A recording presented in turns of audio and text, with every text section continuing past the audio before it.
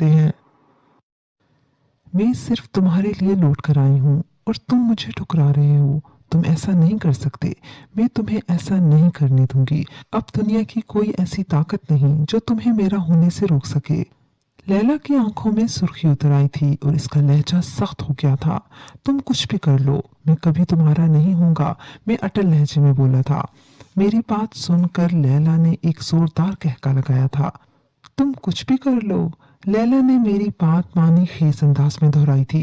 तुम्हें पाने के लिए मैं कुछ भी करूंगी, क्योंकि मोहब्बत और जंग में सब जायज होता है। लैला ने एक फलक शिगाफ कहका लगाया था। मैं हड़बड़ाकर उठ बैठा।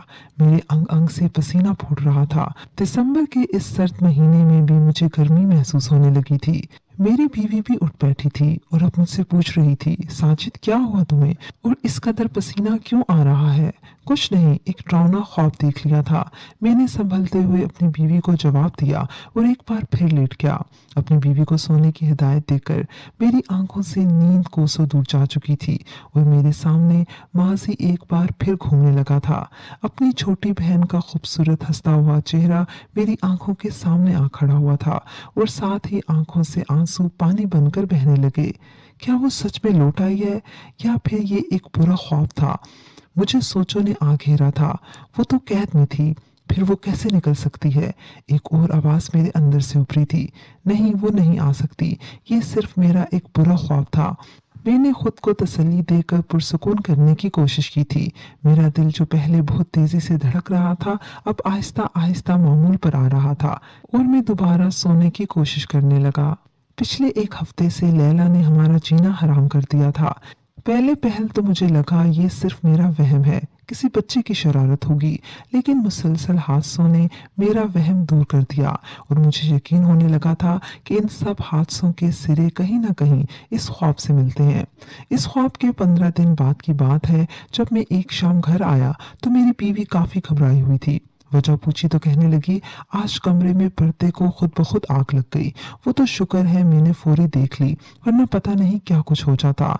मैंने अपनी बीवी को तसल्ली दी कि परेशान ना हो, किसी बच्चे की शरारत होगी, लेकिन वो मेरी बात मानने के लिए तैयार ही नहीं थी। कहने लगी, मैंने प्यार और सख्ती से पूछा है, दोनों में से किसी ने भी ये काम नहीं किया। मैंने अपनी बीवी को तसल्ली दी और अपने कामों में मसरूफ हो गया। और फिर तो ये मुसलसल होने लगा। कभी मेरे कपड़े जले हुए मिलते, तो कभी पर्दे, तो कभी बच्चों के यूनिफॉर्म जो रात को इस्त्री करके बिल्कुल ठीक रखे जाते, लेकिन सुबह अलमारी खोलते ही पता चलता कि वो राख बने हुए हैं। ना कहीं आग का निशान, ना धुआं। ऐसा मालूम होता जैसे इनको जलाया कहीं और गया है और राख यहाँ पर डाल दी गई है। और आज तो हद ही हो गई थी। पूरे के पूरे ब्रीफ केस को आग लग गई और चंद मिनटों में ही जलकर वो खाक हो गया था। और हैरत की बात ये थी कि बाकी किसी चीज ने आग नहीं पकड़ी थी, हालांकि एक दूसरे के साथ मिलकर चीजें बढ़ी हुई थी। मेरी बीवी डर के मारे कमरे में नहीं गई थी और मुझे फोन कर दिया कि अंदर आग लग गई है। और फिर मैं उसी वक्त घर आ गया। मेरी समझ में नहीं आ रहा था कि ये सब अचानक क्या होने लगा है और अब इसका हल क्या करूं। मैंने बीवी को तसल्ली दी और खुद आकर छत पर बैठ गया और सोचने लगा कि अब क्या करूं, किसके पास जाऊं।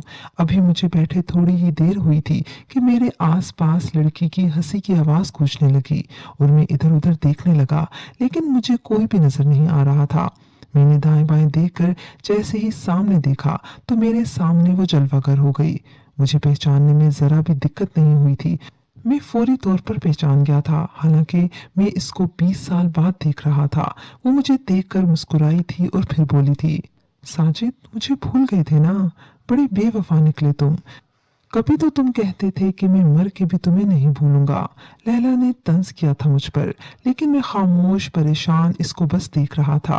वो मेरी हालत देखकर हंसी थी और फिर बोली, कैसे लगे मेरे तोहफे तुम्हें? लेकिन अफसोस तुम्हें फिर भी मेरी याद ना आई। तुमने ये अच्छा नहीं किया लैला, मैं गुस्से में चिल्लाया था। वो हंसी थी, इसकी हंसी में बहुत कुछ था। तंज, मजाक उड़ाना, गुस्सा, कर बर्दाश्त। वो हंसी थी और फिर हंसती ही चली गई। वो मेरी आंखों में देख रही थी और फिर बोली, साजिद मोहब्बत और जंग में तो सब जायज होता है और तुम्हारे साथ तो मोहब्बत भी है और जंग भी। मेरी तो खुद समझ में नहीं आ रहा था कि मैं तुम्हारे साथ क्या करूं, तुम्हारी हर खता माफ कर दूं या फिर सजा दूं। वो एकदम से संजीदा हुई थी। फिर सोचती हूँ अपने पहले प्यार को सजा कौन देता है। चलो फिर तुम्हें माफ करती हूँ, लेकिन तुम्हें मेरा होना पड़ेगा, सिर्फ और सिर्फ मेरा। किसी दूसरे को इसमें हिस्सेदार नहीं बनाऊंगी मैं। ये मुमकिन नहीं, मैं अटल लहजे में बोला था। अब तो तुम ये ना कहो कि ये मुमकिन नहीं, मुमकिन तो है। अब ये तो तुम पर है कि तुम आसानी से मेरे हो जाओ या फिर मैं तुमको अपना बना लूं। वैसे भी मोहब्बत और जंग में सब जायज होता है, वो धमकी आमेज लहजे में बोली थी। और दूसरी बात ये कि अब दुनिया की कोई भी ताकत तुम्हें मेरा होने से नहीं रोक सकती। अब मैं तुम्हें अपना बना कर रहूंगी, इसके लिए चाहे मुझे कुछ भी करना पड़ जाए। मतलब तुम समझ रहे हो ना, वो मुझे समझाने वाले अंदाज में बोली थी। बचपन में जो दिन मेरे सबसे खूबसूरत और काबिल फ़ख्र थे, अब वही मेरी ज़िंदगी के सबसे ज़्यादा भयानक थे। मैं आज तक पछताता हूँ क्यों कर मेरी बहन की मौत मेरी वजह से हुई थी। मैं ज़िम्मेदार था, कोई इल्ज़ाम तो नहीं देता था, लेकिन मेरा ज़मीर मुझे चैन से नहीं रहने देता था। लैला की वजह से मेरी बहन की मौत वाक़या हो गई थी। मैं कैसे भूल सकता हूँ ये सब। मैं माजी के दिन याद करने लगा जब मेरी मुलाकात लैला से हुई थी। तुम मुझे बहुत प्यारे लगते हो, मैं सिर्फ तुम्हारे लिए अपनी अम्मी के साथ यहाँ आती हूँ, वो बोली थी और उसके होंठों से अल्फाज कलियां बनकर निकले थे। मुझे भी तुम बहुत प्यारी लगती हो और मैं सिर्फ तुमको देखने के लिए रोज इस वक्त यहाँ आता हूँ। मैंने शर्माते हुए कहा तो वो हंसने लगी। ठीक है, तुम कल फिर आना, मैं कल फिर अकेली आऊंगी, फिर हम बातें करेंगे। अभी मुझे देर हो रही है। इसने घड़ा उठाकर सर पर रखा था और अपने घर की तरफ जाने वाली पगडंडी की तरफ कदम बढ़ाने ही लगी थी कि मैंने आवाज दी। वो हंसकर पलटी और सवालिया नजरों से मेरी तरफ देखने लगी। तुम्हारा नाम क्या है? लैला, इसने हंसते हुए जवाब दिया और आगे बढ़ गई। और मेरा नाम साजिद है। मैंने पीछे से हाँक लगाई थी। मुझे पता है, इसने मेरी तरफ पलटकर देखते हुए जवाब दिया और फिर मुझे हैरान छोड़कर आगे बढ़ गई। मैं हवाओं में उड़ने लगा था। मैं खुद पर ऐसे इतरा रहा था जैसे कोई बड़ा किला फतह कर लिया हो। मेरी हंसी बंद ही नहीं हो रही थी। मैं ख्वामख्वाही हंसे जा रहा था, तो इसका मतलब वो भी मुझे रोज देखती थी। शाम के साए ढल रहे थे और अब मैं अपने घर की तरफ जा रहा था। ऐसा पिछले 2 महीने से चल रहा था। मैं छुपन छुपाई खेलने के लिए रोज इस कब्रिस्तान की तरफ आ जाता था और फिर इस परी चेहरा का इंतजार करने लगता। और फिर जब वो आती तो मैं छुपकर इसको देखता और इसके जाने के बाद मैं घर जाता। ये एक इत्तेफाक ही था कि मैं एक दिन अपने दोस्त को ढूंढते हुए इसकी तरफ आ रहा था कि एक लड़के ने बताया कि मैंने इसको कब्रिस्तान की तरफ देखा है। तो मैं इसकी तरफ आ गया और फिर जैसे ही कब्रिस्तान के करीब आया तो वो परी चेहरा मुझे नजर आ गई और मैं उस पर अपना आप इस पर हार गया और फिर मैं देखता का देखता रह गया। होश तब आया जब वो कब्रिस्तान से निकलकर पगडंडी की तरफ चलती हुई नजरों से ओझल हो गई। होश आया तो देखा चारों तरफ अंधेरा फैल चुका था। मैंने फिर जल्दी जल्दी घर की तरफ कदम बढ़ाने शुरू कर दिए और फिर तो ये रोज का मामूल बन गया था। मैं रोज ही शाम होने से पहले दोस्तों से नजरें बचाकर इस तरफ निकल आता और रोज इसको देखता था। दरअसल वो अपनी अम्मी के साथ पानी भरने के लिए रोज शाम को कब्रिस्तान वाले नलके पर आती थी। मैंने इस लड़की का जिक्र किसी से ना किया था और ना किसी को मालूम होने दिया था कि मैं इस तरफ आता हूँ।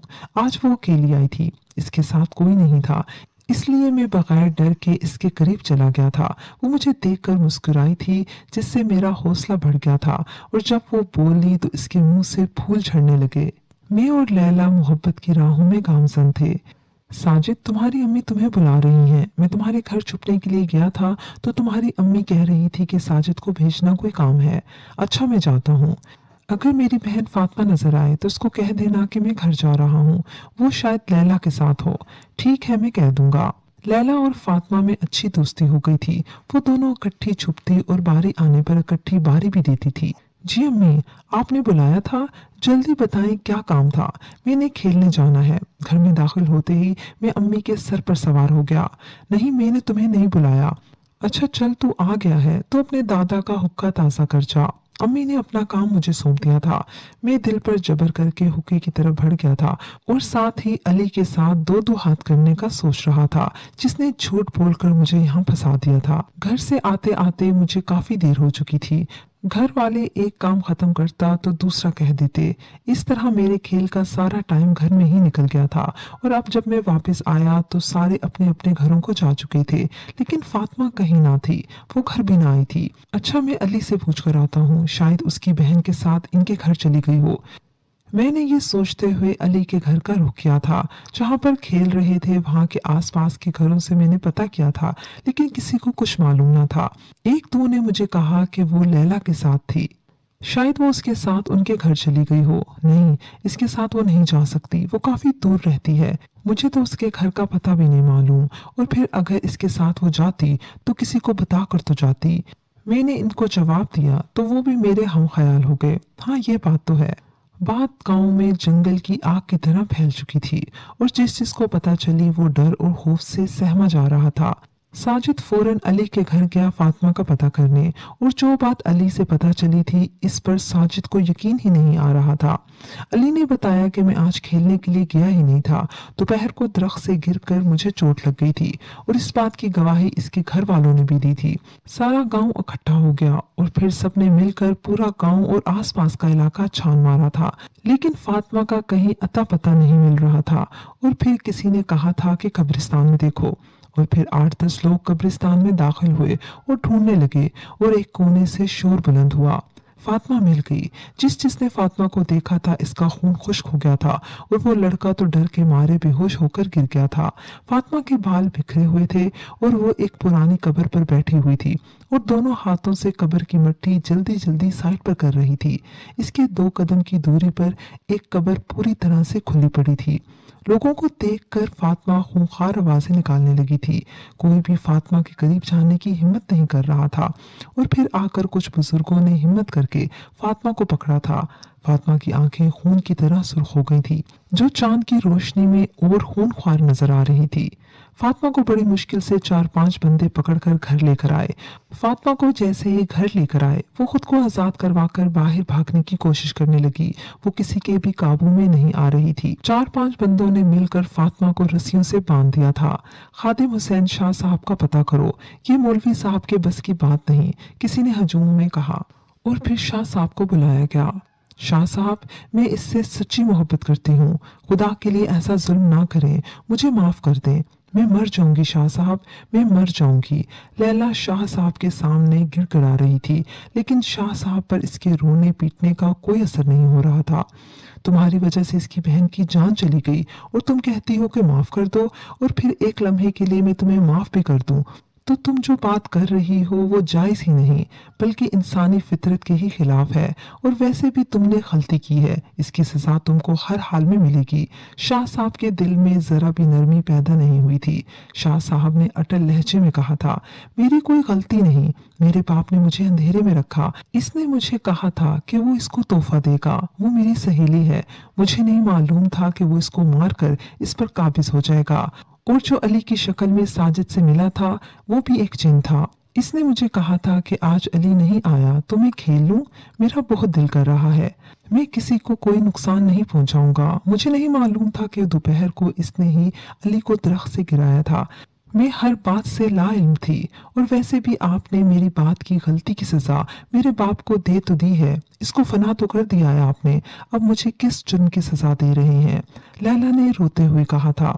तुमने झूठ बोला साजिद के साथ। शाह साहब ने बात भी मुकम्मल नहीं की थी कि लैला बोल पड़ी।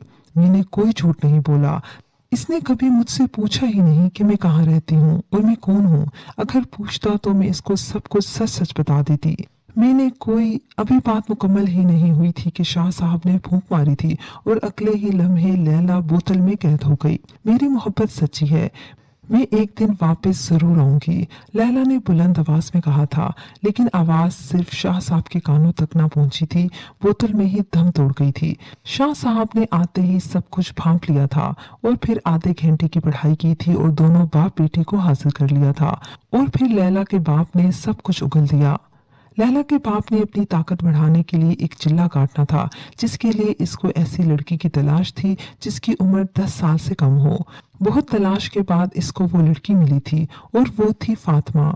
चिल्ले की शर्त थी कि वो फातिमा पर जबरदस्ती काबिज नहीं होता, वो खुशी के साथ इसके पास आए। लैला के बाप ने सब कुछ प्लानिंग के तहत किया था। साजिद को कब्रिस्तान की तरफ भी खुद लेकर गया था। जिसने साजिद को कब्रिस्तान का कहा था वो भी लैला के बाप का चेला था। लैला इस सब से लाइल्म थी। वो वाकई कुछ नहीं जानती थी। वो साजिद से सच्ची मोहब्बत करने लगी थी। वो अपने बाप की साजिश का शिकार हो गई थी। लैला जैसे ही फातिमा को अपने घर लेकर गई थी, उसके बाप ने उसको मारकर इसके जिस्म पर काबिज हो गया और अब इसको पुरानी 2 कपड़े खोदकर इनमें से रीढ़ की हड्डी निकालनी थी और इसके बाद इनको जलाकर इनकी राख को अपने जिस्म पर मलकर कब्र में बंद हो जाना था, तब तक के लिए जब तक फातिमा का जिस्म गल सड़कर मिट्टी न हो जाता। लेकिन वो इससे पहले ही अपने अंजाम को पहुंच चुका था। एक जोरदार कहके की आवाज पर साजिद अपने माजी से हाल की तरफ पलटा। परेशानी, मायूसी, दुख और बेबसी साजिद के अंग अंग से टपक रही थी। साजिद छत में बैठा सोचों में गुम था कि करे भी तो क्या करे। सब कुछ इसकी सोच और पहुंच से बालातर था। वो हर जगह की खाक छान आया था, लेकिन इसको कुछ हासिल नहीं हुआ था। वो सबसे पहले खादिम हुसैन शाह के पास गया, जहां जाकर इसको मालूम हुआ कि शाह साहब 5 साल पहले वफात पा गए हैं और इनकी जगह कोई भी न ले सका। वो हर जगह से मायूस लौट आया था। वो जिसके पास जाता वो पूरी तसल्ली देते और फिर अगले दिन ही इसको खबर मिलती कि रात इस बाबा को किसी ने कत्ल कर दिया और कातिल का पता तक न चला। अब तक वो 5 बाबों के पास गया था और वो 5 कत्ल हो गए थे। अब साजिद हर तरफ से मायूस हो गया और अब छत पर बैठा सोचों में गुम था। जब फिजा में कहके की आवाज बुलंद हुई तो आखिरकार तुमने हार मान ही ली। मैंने तुमसे पहले भी कहा था साजिद, अब इस दुनिया में कोई भी ऐसा नहीं जो तुमको मेरा होने से रोक सके। तुम तो बस हर सूरत में मेरे हो और सिर्फ मेरे। अब तुम्हारे लिए ये आखिरी वार्निंग है। 3 दिन के अंदर अंदर अपनी बीवी को अपनी जिंदगी से निकाल बाहर करो, वरना इसके बाद जो कुछ होगा इसके जिम्मेदार तुम खुद होगे। लैला ने धमकी देते हुए कहा था, क्योंकि मोहब्बत और जंग में तो सब जायज होता है। जो तुम चाहती हो वो हरगिज ना होगा, जो तुमसे होता है कर लो। साजिद ने लैला की धमकी नजरअंदाज करते हुए कहा, साजिद मेरे साथ जिद न लगाओ, तुम बहुत पछताओगे और दूसरा ये तो वक्त बताएगा कि मैं क्या कर सकती हूँ।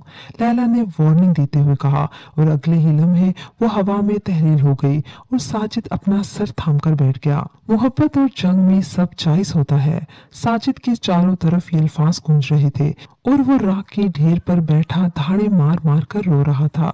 लोग चारों तरफ जमा थे, इसको दिलासा दे रहे थे, इसको संभाल रहे थे, लेकिन वो था कि किसी के काबू में नहीं आ रहा था। वो कभी अपना सर दीवार पर मारता तो कभी जमीन पर। इसको समझ नहीं आ रहा था कि वो अपना गम हल्का करे तो कैसे करे। 2 घंटे पहले वो खुशी खुशी घर लौटा। इसको किसी ने बड़े माहिर आलम का पता बताया था, जो हर किस्म का जादू टोने के माहिर थे। बताने वाले ने साजिद को यकीन दिलाया था। वो ये खबर अपनी बीवी को सुनाने के लिए बेताब था, जिसने कहा था कि मैं तुमको छोड़कर कहीं नहीं जाऊंगी, मरेंगे तो साथ और जिएंगे तो साथ। वो जैसे ही अपने मोहल्ले में दाखिल हुआ था, इसको दूर से धुआं दिखाई दिया था। इसको लगा किसी ने कूड़े को आग लगाई होगी। ऐसा अक्सर होता था पहले तो, लेकिन वो जैसे ही अपनी गली में दाखिल हुआ, इसके मकान के चारों तरफ लोगों का रश था। इसका दिल किसी अनहोनी का इशारा देने लगा और फिर इसका दिल तेजी से धड़कने लगा था। वो तेजी से अपने मकान की तरफ भागा था और फिर जैसे ही लोगों को हटाकर वो अंदर दाखिल हुआ, इसके सामने बस राख ही राख बिखरी हुई थी। घर की हर चीज जल चुकी थी और इसमें इसकी बीवी और दोनों बच्चे भी शामिल थे। कोई कुछ कह रहा था तो कोई कुछ, लेकिन साजिद था कि अपने होश में था ही नहीं। वो राख को उड़ा रहा था, खुद पर गिरा रहा था और फिर उसकी आंखों के सामने अंधेरा छा गया था और वो गिरकर बेहोश हो गया था। बस हो गई तुमसे मोहब्बत, अब मैं क्या करूं? मुझ पर अपना बस नहीं रहा।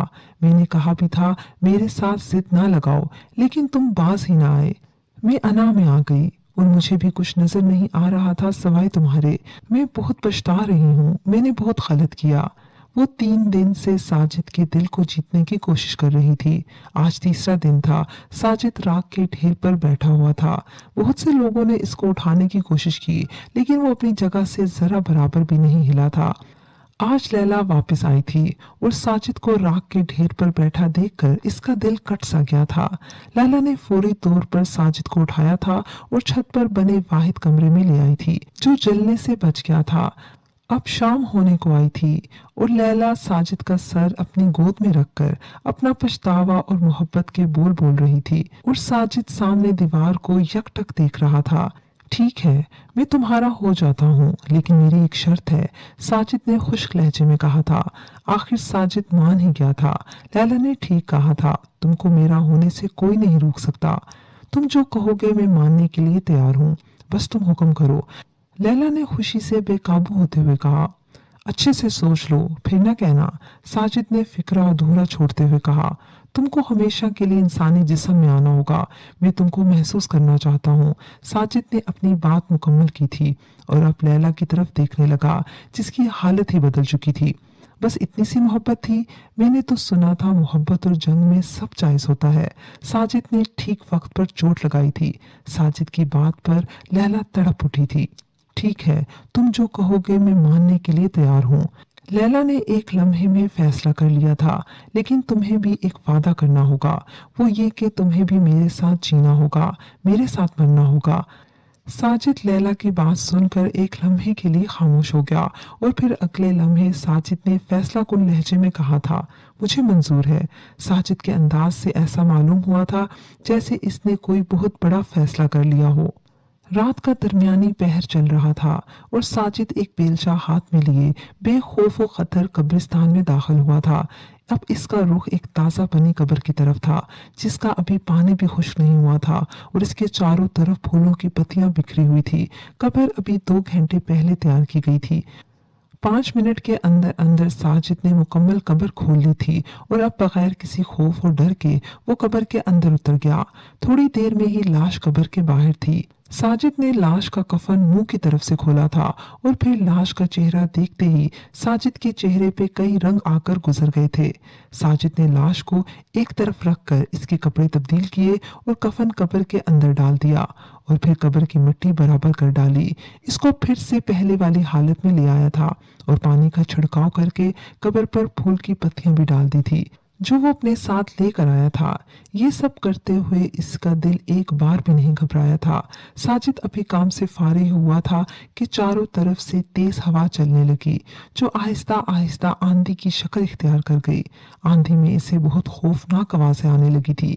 साजिद ने एक दरख्त के तन्ने को पकड़ लिया था, लेकिन इसके कदम फिर भी जमीन से उखड़ रहे थे और फिर अचानक आंधी रुक गई और लड़की की लाश को एक झटका लगा था और वो उठकर बैठ गई और फिर अगले लम्हे वो लड़की अपनी जगह से खड़ी हुई और फिर लड़की भागकर साजिद की तरफ आ गई और आकर साजिद से लिपट गई। लैला इंसानी रूप में आ चुकी थी। लैला साजिद का साथ पाकर बेहद खुश थी। एक रात साजिद सोया हुआ तो उसके ख्वाब में आया, साजिद तुम मुझे इतनी जल्दी भूल गए और तुमने अपनी नई दुनिया बसा ली। साजिद तुमसे मुझे ये उम्मीद ना थी। तुम्हें अपने बीवी बच्चे भी याद नहीं आए। साजिद एक झटके से उठकर बैठ गया था। पसीने से सारे कपड़े भीगे हुए थे। तो ये ख्वाब था। साजिद जैसे ही पूरी तरह होश में आया, साजिद को इसका अंदाजा हो गया था, लेकिन वो अल्फाज अभी भी चारों तरफ गूंज रहे थे। तुम मुझे इतनी जल्दी भूल गए? साजिद मुझे तुमसे ये उम्मीद ना थी। साजिद ने बेड की दूसरी तरफ देखा, जहां लैला बेखबर सो रही थी। नहीं, मैं तुमको नहीं भूला। साजिद ने खामोश आंसू बहाते हुए अपनी बीवी को ख्यालों में पुकारते हुए आवाज दी थी। नहीं, मैं तुमको नहीं भूला। नहीं, मैं तुमको नहीं भूला। आंसुओं से साजिद का चेहरा तर हो रहा था और वो बार बार एक ही बात दोहरा रहा था, मैं तुमको नहीं भूला। एक अहद में बंधा हुआ था, लेकिन अब और नहीं। मैंने सब सोच लिया है, साजिद ने अटल लहजे में कहा था। ये बदबू कैसी है? लैला जैसे ही कमरे में दाखिल हुई थी, इसने साजिद से पूछा। अभी कुछ देर पहले वो सारा शहर घूमकर वापस लौटे थे। साजिद ने लैला को हर चीज दिखाई थी और महसूस करवाई थी। लैला की बात सुनकर साजिद खामोश रहा और लैला का हाथ पकड़कर कमरे के दरमियान में आ गया था। साजिद का एक हाथ लैला के हाथ में था और दूसरा पैंट की जेब में था।